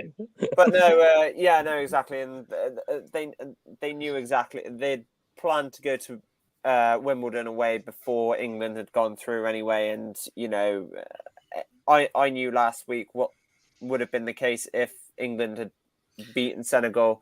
So it's if you're planning to go out and go to the pub or whatever it is when you get back from Wimbledon, or that's what you had planned to watch this England and France game, but you wanted to go watch Swindon and Wimbledon as well, you can't get the balance right. And if that's what they're complaining about, then I'm sorry. I think it would affect a lot more people if they moved it. Yeah, I think so. Yeah, I think we had this discussion about when the floodlights issue. There are people that work Saturday morning. I mean, I used to when I worked in retail. You'd work Saturday morning and go off to the football. I can guarantee that there's so many people like that if they move the kickoff earlier, won't be able to do that. Yeah. Well, yeah. They say there's safety amongst friends, so I'm going to let you guys, because obviously it's only you guys here listening and not all the people around the world listening as well to what I'm about to say, but I might come across as really professional and efficient when I'm hosting this podcast, but even I'm culpable to the odd absolute cock-up. And so you'll never guess. So in my aim to you've not pressed record, have you? We are live. Don't worry. In my aim to be an adequate parent, I only aim to be adequate. I don't aim to be the best. I like to provide my son with entertainment and activities and experiences that he would enjoy, and unfortunately football is not one of those. So a few weeks ago we were talking, and he really wanted to go and watch a pantomime this week, and there was 2 on in Leicester, so his mum took him last week to watch Wizard of Oz, and 4 weeks ago I booked to go and see Cinderella in Leicester City Centre at 5 p.m. this Saturday. And it was only when I was talking about it at work, I turned around, I just sat there in the office and went, "You absolute prick!" And they went, "Who are you talking to?" No, I said, "Myself." Very good, Woody. Fifey, my mate did that. He booked to go to the pantomime with his girls, and did he not wonder why there were so many tickets available? Honestly, guys, I'm gutted. So I'm now weighing up the options of trying to move it to Friday night if I can. If not, I'm going to be switching my phone off at lunchtime so none of you can get hold of me, putting the game on record and racing home as quick as I possibly can to catch up. Not listen to any multimedia, social media. Nothing at all, just switching everything off. Did I read something that the games are on iFollow? Eh? Did I read something that the blackout's not happening during the World Cup? No, it's not. Correct. There you go, Wimbledon. Just stay at home and watch it. Yeah, watch it on I mean, iPhone. like Ned said, there's only going to be 30 of you anyway, so stay at home. Ben, we've got a message Oh. for you.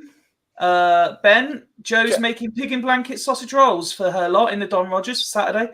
Pop up I'm and in. see her. Joe, I'm I hope that invitation includes me as well. I'm in the Don Rogers, so I will certainly take you up on that offer. So, Joe, thank you hoping that kindly. I comes out would of it. do. I can't. Sarah says she might be taking the boys, so they might pop up and say hello, and Sarah might participate in the pig and blanket. You get to meet the lovely Sarah.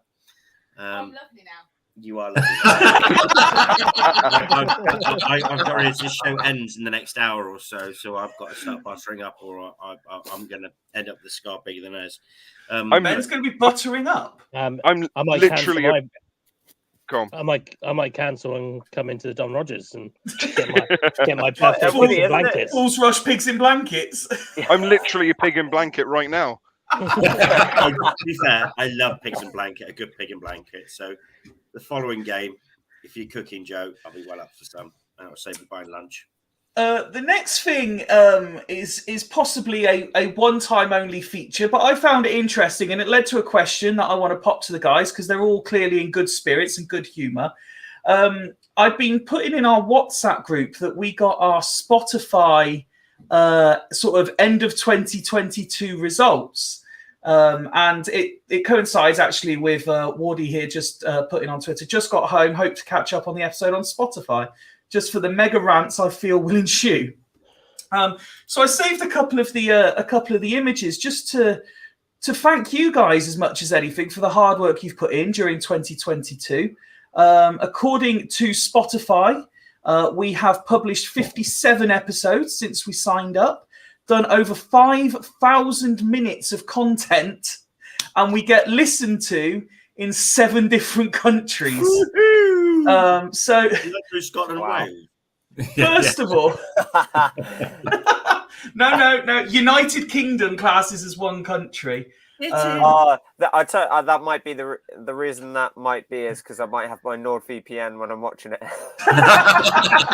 I said Ned's still got his VPN when he's in Austria. See, personally, I want to send a personal thank you to Gavin, because obviously the amount of touring around the world he does listening to us is, if we're being listened to in 7 countries, it's almost certainly just him. Just going around the world listening to Fools Rush In. But if we do have fans... Can we get him like a little Fools Rush In mascot, so every country he goes to, he could have like a little little Woody. Or one of the some of those stickers and then you can just place them wherever he goes. Yeah, Fools Rush In sticker. Slap it on. Yeah. Slap it on some war memorials or something. Joking.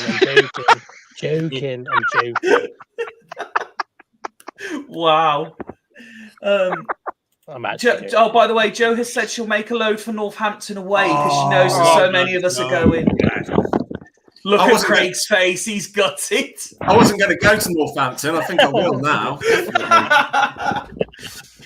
What else did the stats show? Let's just pull a couple of these up. So we are a top 10 podcast for 97 subscribed fans, a top 5 for 80, and a number 1 podcast for 28 fans.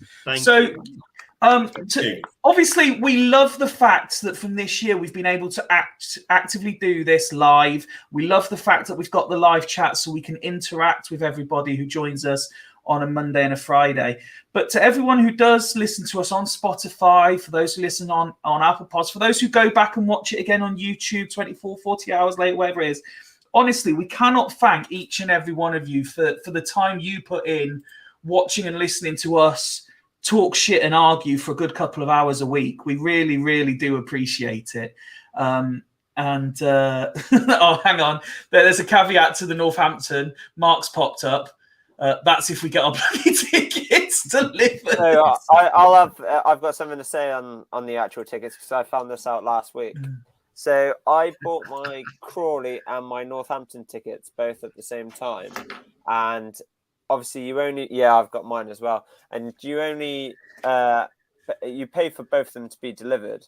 Now apparently somebody's left or something like that, and basically they didn't send out the other half of the tickets, so they didn't send out your other tickets. So I never got my Crawley ticket, so I had to go to the club shop and buy it. So if you did buy 2 tickets at one time or something like that, they might not be delivered, and you might have to go to the shop and pick them up. I believe the Archer party is a party of 4 for Northampton. So that might be it then.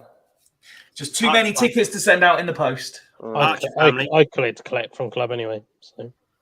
Can I just quickly say, All right, buddy. family, we are all meeting up bowling before the game. So if you want to bring your pigs and blankets to the bowling alleys.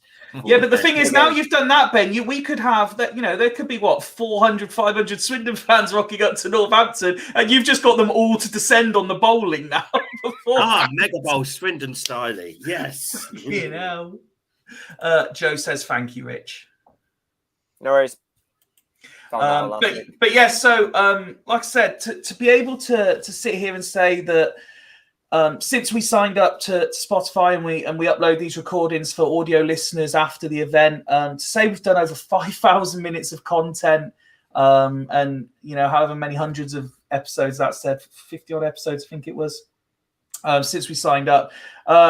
Obviously, as I said, thank you to everyone who watches and listens, but thank you to you guys as well, those here tonight and to those who couldn't make tonight's panel, because without you guys, we don't have Fools Rush In. So thank you for that, and I look forward to seeing what 2023 has to offer. Anyone who does have Spotify, please, even if you do watch us live, like us on there as well and make us look really good. And we'll do the stats again this time next year, saying, look how many more fans we've got. Give us a 5-star review on Spotify or Apple or whatever podcast you listen on. Craig is all over. Or if you think we're a little bit shit. Fuck it, give it 5 stars on TripAdvisor as well. Why not? We're apparently in 7 countries. Google reviews, Facebook. Craig loves an algorithm. He would love nothing more than everyone to like our YouTube videos, retweet everything we do, like everything he posts on Instagram. Well, TikTok. I only have TikTok because Craig set Fools Rushed In up on TikTok. I have no idea what's going on TikTok, but I trust Craig entirely. Well, to be fair, Fifey, it'd be nice if all of the panel could do the same, But there we go. Well, shots fired. Craig, you do a wonderful job, mate. Wouldn't step on your toes. But Joe is up for bowling, by the way. Why am I liking this? Oh, sorry, am I not on mute? No. And just one other thing before we get on to the entertainment of the World Cup review. Just a reminder that there is a bonus episode of Fools Rush In this week. Not only do you get your Monday night review, your Friday night preview, but tomorrow night, all is still confirmed. Nothing has gone wrong. Tomorrow we are joined for a special as Gerald Eiffel joins the panel to talk all about his time at Swindon and what is going on at the moment. So we look forward to welcoming him tomorrow night from 9 p.m. It should be a wonderful evening's conversation. If there's anything like the hour or so we had with Rhys Evans the other week, I will be very entertained and very happy. Well, that leads us to our final topic for tonight, and that is the World Cup review. And I think it's fair to say, although apparently, see, this is what I was saying about me making mistakes. I'd actually typed up a banner to tick along the bottom, and now I'm going to have to quickly do it again because I haven't saved it. Efficient England, brilliant Brazil, and some fucking awful penalties, I think is the right way to headline the World Cup review. Let's start with England, Woody. HMS Pista Cup. What's that? What is that sound? Who is that? Is that you, Ben? Ben's just sat on a whoopee cushion. Sorry. HMS Pista Cup, Woody. I want to see what others said first, but yeah, I mean, game, dare I say, maybe not 3-0. I think we were going to win 2-0, but the game kind of went how I thought it would. Senegal were going to have a high press for a long time, and I think I put it in the WhatsApp chat. All we really needed to do was nick a goal during this press time, and I knew we would win it after that. I knew we were going to win comfortably. If you destroy a team, if you score against a team when they're playing a press like Senegal, you're gonna open it up. So yeah, rather dominant performance. I don't think there was really a bad performer out of the whole team, to be totally honest. So, Saka. well, yeah, but Saka's not a poor performer. I just don't think he's as good as people says he is. But the yeah, I think I'm happy. I still don't fear anybody, even watching the Brazil game. I still don't fear anybody. Well, no, because Korea were particularly They suicidal in defence, weren't they? Bloody dreadful, weren't they? I mean, don't get me wrong. Brazil turned it on. Brazil probably played the best they've played all tournament, but they're fucking hell. I think I could have scored against Korea today. It's yeah. I'm chuffed. I'm really happy that we did find the attacking edge on so whatever day it was. I'm losing track of my days now. It's because of the World Cup. But because I think every time there's a little bit of doubt over Southgate's heads, he comes out and we get a win like that. So and this is exactly the reason why I'm a Southgate fanboy. Indeed. Ned, what did you think of the England game? I mean, or was this one of those where you were working so you couldn't watch it? No. Watched it. I don't think, I'm still a bit in the air because Wales were absolutely shite, and I think Senegal were not much better than Wales. So, the tournament for me starts now because we haven't really come up. We've played 4 games and now it starts. I know, but do you know what I mean? Though it's like the real stuff. Yeah, and it's like this. I don't want to say, oh, we're looking great, we're going to win it, but I'm not on the HMS Piss the Cup just yet. But I've got every faith. As long as we can get Bellingham and Foden into that first 11, that we should be doing well. But fingers crossed against the French. But for me, they look like the winners. But I'm just throwing it out there. Oh, go on, Woody. I was going to say, can I just say, right? And I do get Ned's point around, like every fan has a right to be reserved at the moment. But of course, I look at it and I reflect back and I go, I can't remember the stat they gave for Southgate's winning form. But when can we actually start saying that England are actually pretty fucking good? Rather than going, oh, the other team was shit. The other team after that was shit. It seems that every team we've played is shit. When can we actually just be fucking good? Because when we play bad, we're still fucking winning.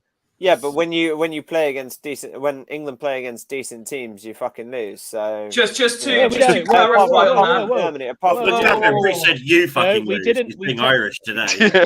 Granted, we lost the match with Italy. Granted, we lost the match with Italy on penalties, but we didn't lose to Italy in 90 minutes.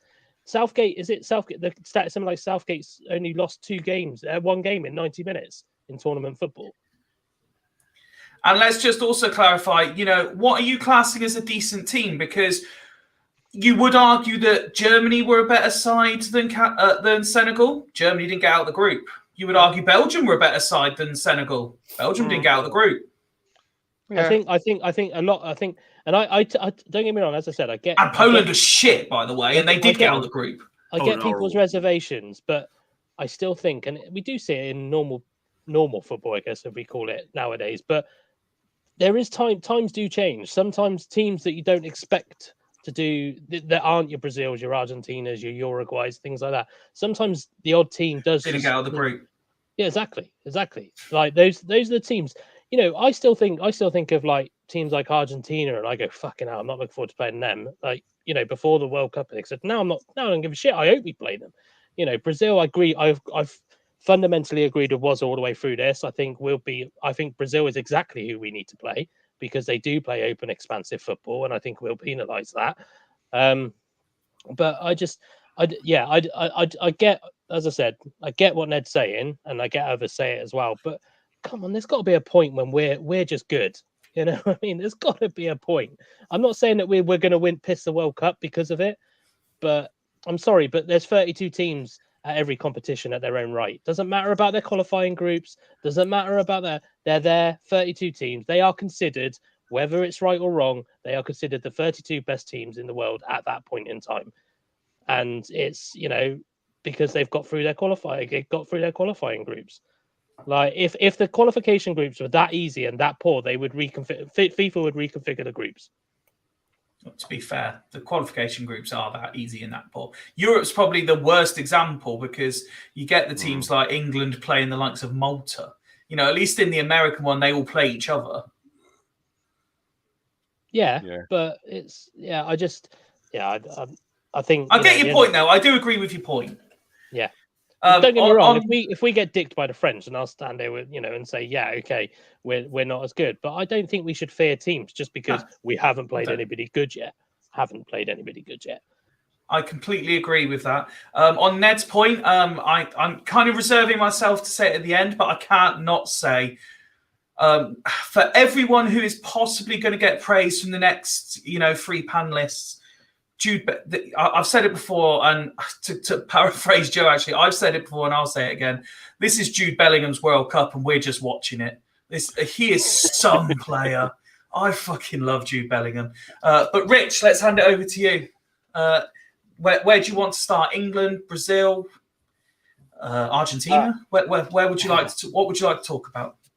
Yeah, no, I mean, obviously, I watched the England game yesterday, obviously, and I do think England were by far the better team. I thought they played some really good football at some really particular times, and I feel as if that the times where Swindon, England caught Senegal out. Was Senegal's obvious downfalls, and they just took advantage of it, and they scored 3 very classy, just very easy goals in the end. I do feel Senegal just gave up after England scored. Really, once England got that first goal, I just didn't think that they were really gonna even looked really. To get back into it, I felt as if Senegal were going to get anything out of that game, I felt as if that they probably needed to score first, and they almost did.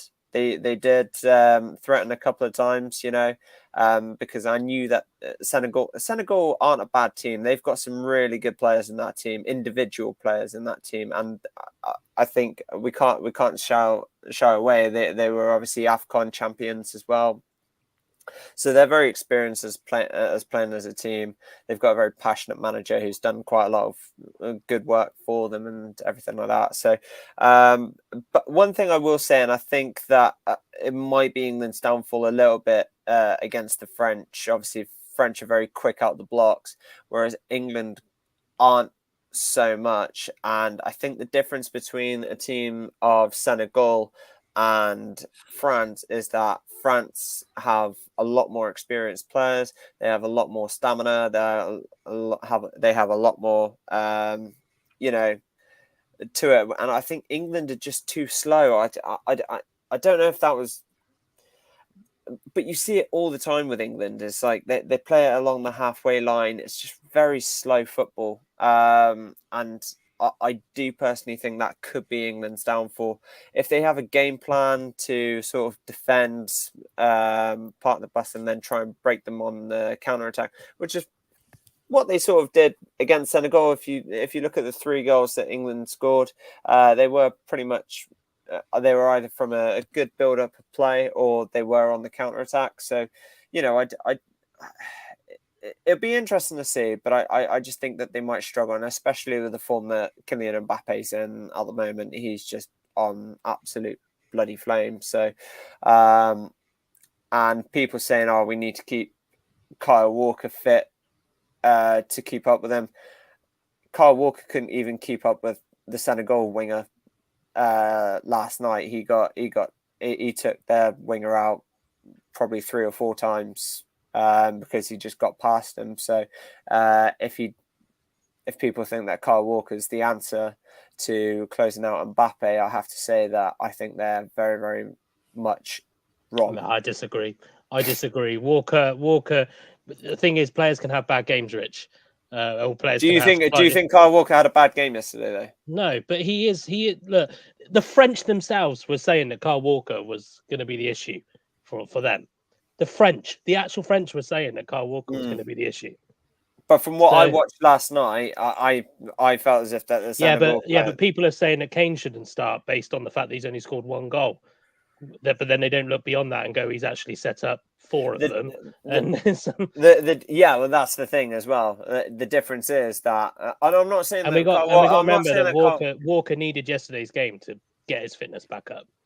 And I the couldn't part- be that- more that- confident in Walker now than any. I think Walker's got a point to prove, and I think he'll prove it on Saturday. I genuinely think he'll prove it, and I think Mbappe is coming up against players that he plays in the Champions League, and so I think it's I rate Mbappe a lot. I do rate him, but I do think I'm more than confident in Kyle Walker Saturday. Sorry, not tomorrow. I'm just saying I'm not convinced, and obviously this is obviously our opinions. And from what I watched last night, I don't feel as if obviously on Bellingham, I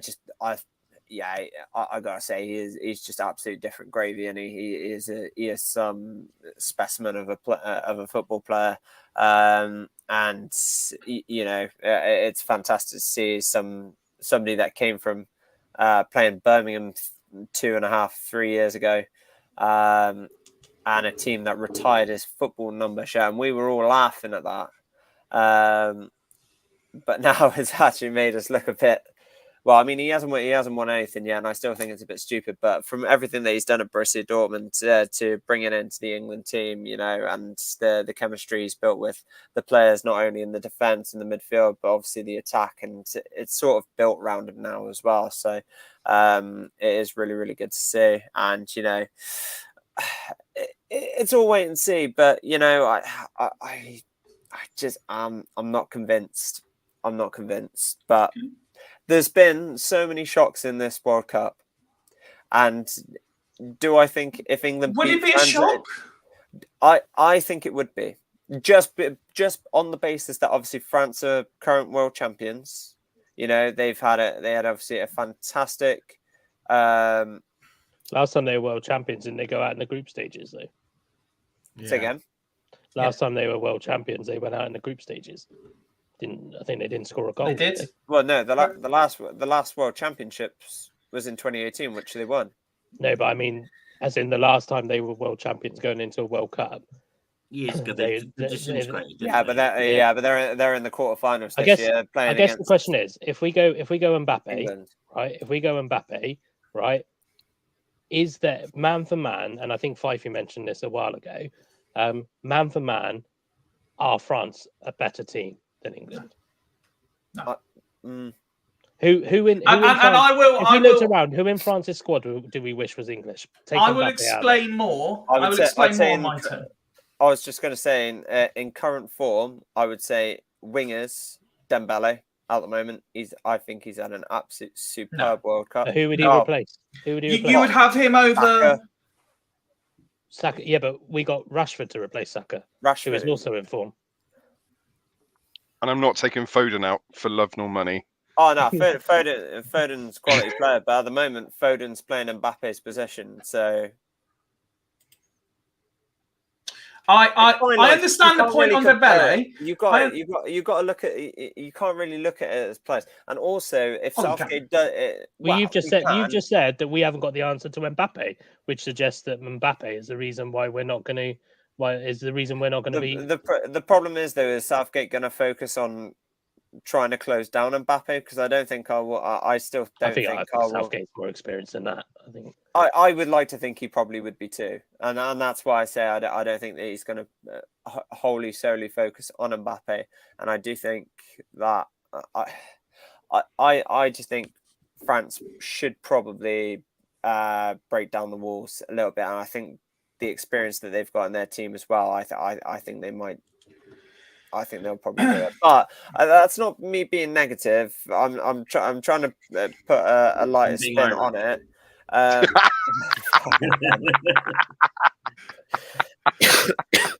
I'm waiting very patiently.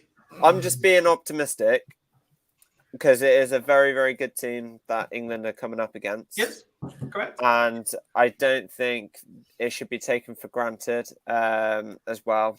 And I do think that England need to come in with a game plan. They need to start out fast. They can't be slow, but they have to do it at the right times. You're going to start turning into John Barnes and do a little. I was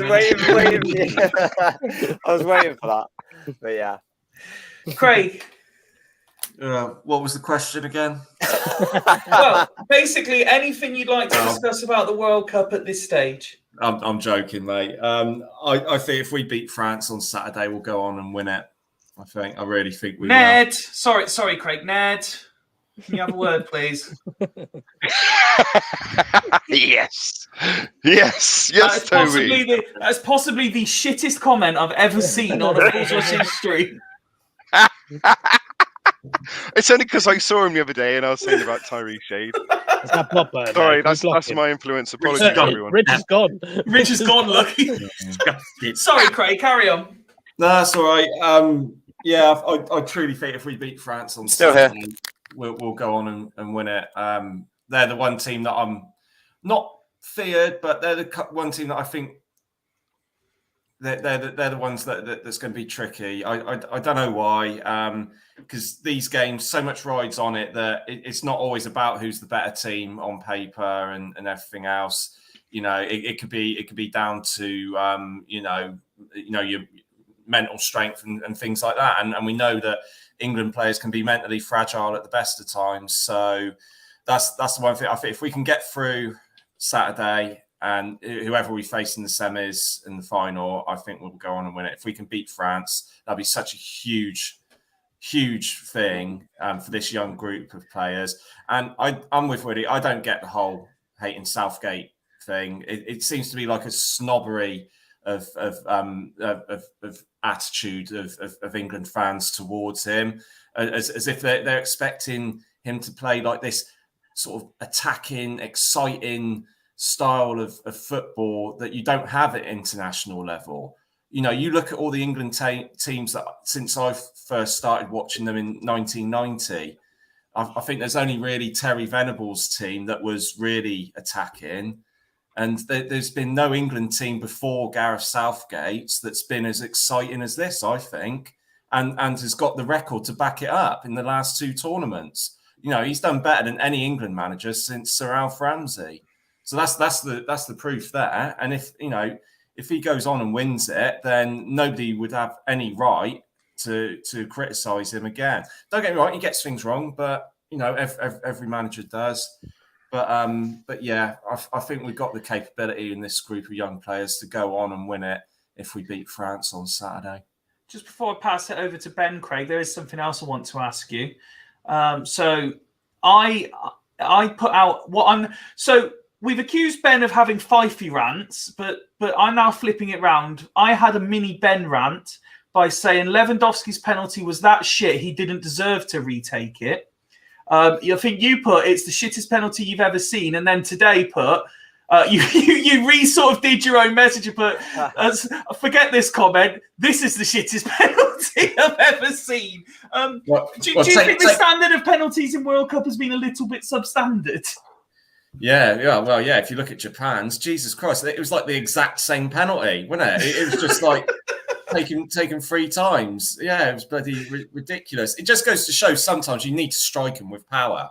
If you strike him with power and the keeper dives the right way, you've got half a chance of getting through. But if you if you strike it as weakly as the Japanese players did, that was always going to happen. But yeah, I just hope it doesn't go to that on Saturday. Yeah, this World Cup's made me bored of penalties. We've seen so many fucking penalties this World Cup. I want them to change the rule. Just say indirect free kick for everything now. No, what they ought to do is have it like ice hockey, do a one-on-one with the keeper. yeah. That's what it should be. Did they not used to do that in the MLS? Where you had to just run from the halfway line? Well, when they were still learning the rule book. Yes, yeah. This is the difference between soccer and football.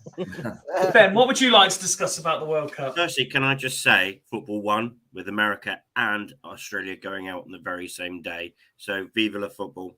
Ace. So Brazil call it soccer as well. No, they call it, well, I don't care. I can't remember. One of those countries do. Can't remember which one it is.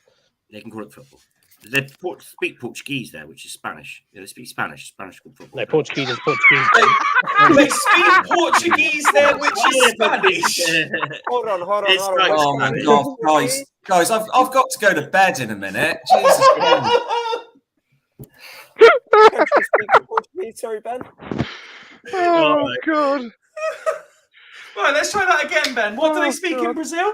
They speak Portuguese. Which There we is... go. Portuguese. Thank you. Yeah.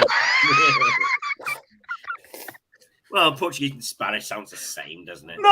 Oh no, oh mate. Oh, mate, that's a political divide you do not want to get involved Oh, in. that was a joke. Ben, move on. What do you think of the World Cup, mate? Aaron's not wincing at me.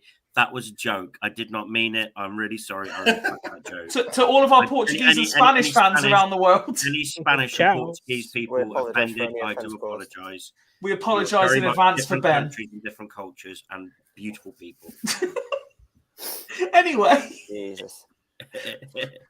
Anyway, the French game. I think it's a very evening. I think the best player on the park is French, but the best squad in depth and possibly best 11 is the English. And I think we've gone for a period now of needing a statement win. We've not actually really had a statement win in a major competition where we've outright in 90 minutes beat a big boy. We've not done it yet.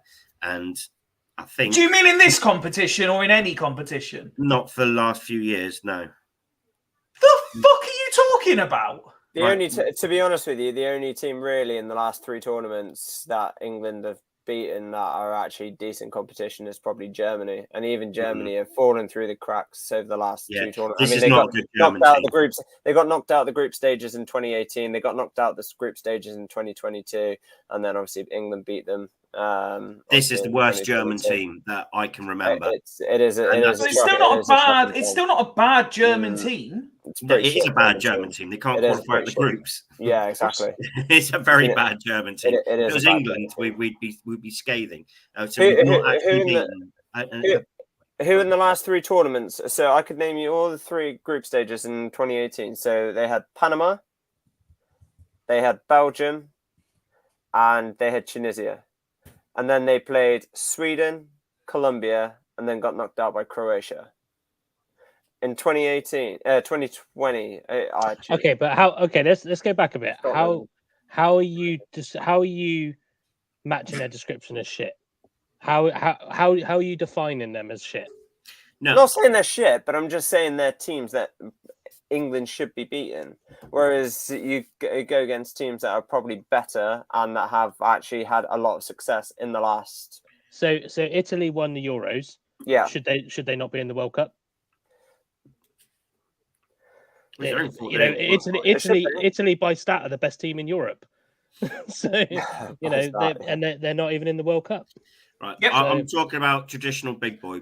We the only one we've beaten is Germany, and that's not a very good German team. But this is the same argument you have in the Premier League when you say the traditional top 6. This is still the worst Man United team that there's been since Ferguson left. Spurs, traditionally Big 6 club, still don't win anything.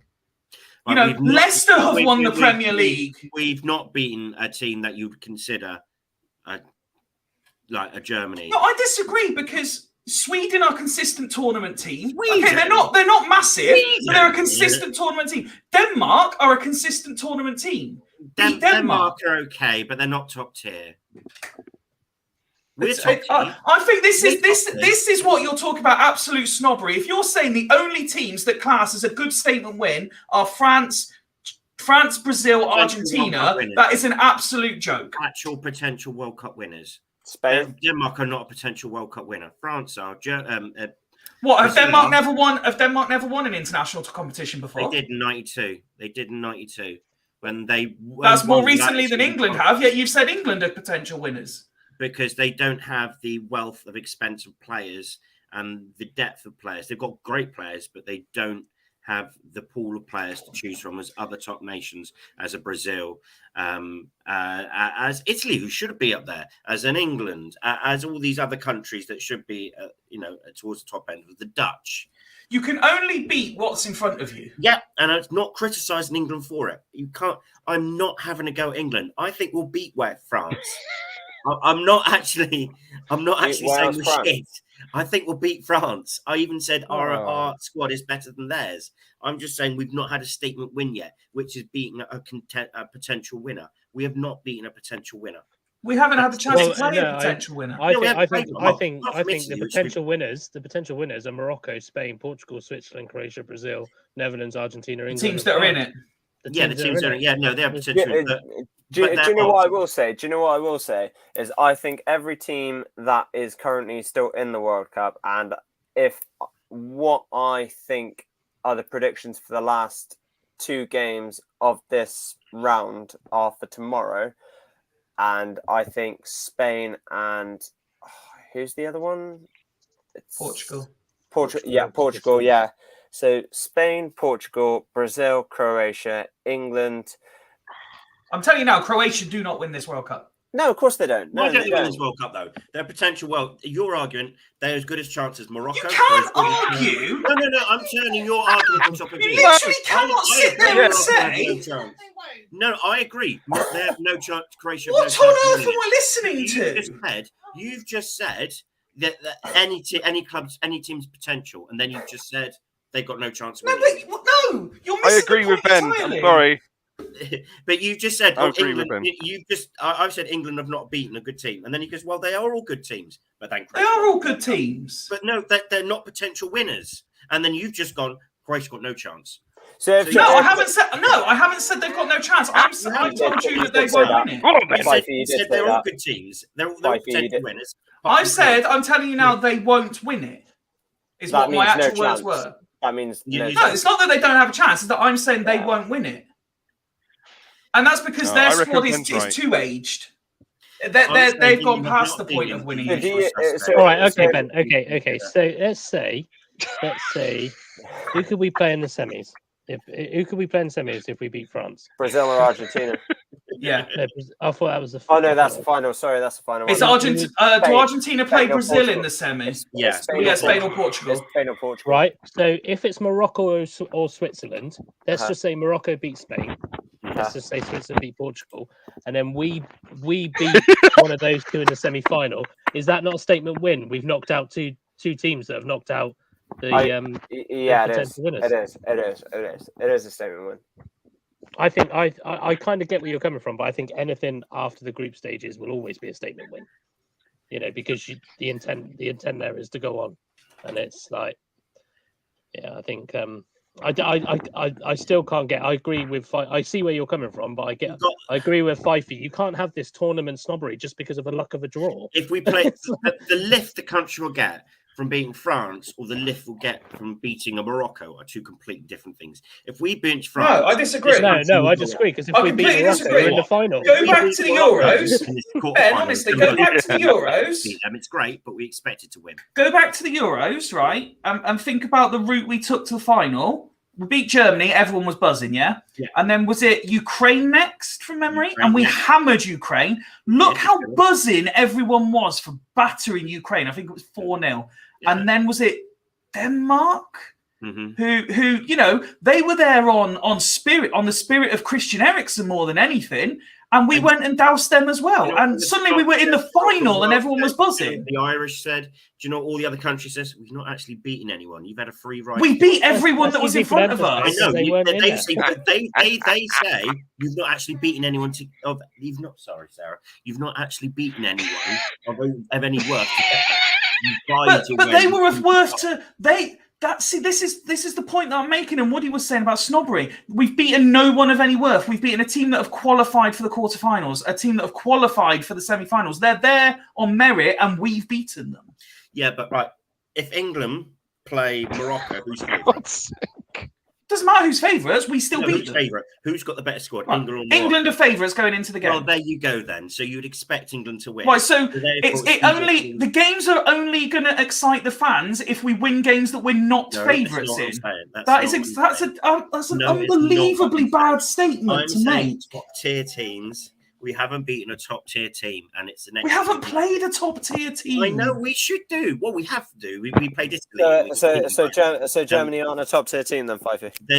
We haven't played them. We have. Well, We but beat them you- last but you- What, in this tournament we've played Not in this- Germany? Not in this tournament. No. But you So have your been- argument but you is have we been haven't talking beaten about previous anybody, tournaments. But you've been and then talking you about can't previous start throwing tournaments, though. teams. You've talked about previous tournaments, But though, and you we're Yeah. said talking about that top- we've hold on, gone where's through them. the definition of top tier from? Top tier. Like, This is this elite snobbery that they're throwing. That the only teams that are worth beating are France, If Brazil, you and are the best Argentina. teams in the world, Your if you go, Argentinas, your if you go Brazils, by the current tiered your structure, Netherlands, we had the hardest group in the World Cup. Yes, If you go by the yeah, tiered correct. structure, on paper, which I but don't we didn't believe in, really, by the did way. we? Because we But- didn't. but- We didn't. You would say you were good. Top tier, the other like team- Tyree Shade. Do you know what? I'm so nationality is he, glad. anyway? I'm so glad Woody's here because I would be losing my mind otherwise. Then the man's going to sit on the side of a little push bike and go home, phone home. That's it, yeah, phone home. Or I'm going to turn into the Emperor and electrocute all of you guys and shut the fuck up. Jesus Christ! Toby's right. This has turned into loose women again. Good grief. Let's just all agree I'm right and England were going to win on Saturday. Should we do a score prediction then, shall we, Fife? No, because we're actually previewing the France game on Friday. Oh, right, fair enough. I'll just have my little bit of a say then before we conclude on what was just the game against a spirited Senegal side. They were shit. AKA shit. It was a lot like the French game. I was going to say, I didn't get that far. But yeah, it reminded me a lot of the French game because it was quite tense. It was a bit drab. And then we got the goal and pissed it. Because they weren't very good, Senegal. Right, so I've listened to a lot of people make points about the game, and I'm just going to very quickly work through and pick up on a couple of those. So people have slated the fact that we conceded a couple of chances, particularly in that opening half hour. The one thing I would say, and the point was made about players you would swap, Hugo Lloris, undeniably fantastic goalkeeper, and a lot of people would probably pick him over Pickford. But here's the thing I'm going to throw at you. And again, you can only base it on what has happened. France have not kept a single clean sheet in this tournament so far. Pickford has may have only had to make one save in each of the last two games. The difference between him and Lloris is he made those saves. You know, France cannot keep a clean sheet. Can't tell if Ned is breathing or vaping. It's the comment that's just come through. Ned, is the heating on? No, the heating's not on. And I'm in like a garage style room, hence why I'm so goddamn cold. Bless So- you, Ned. Have you got a hoodie?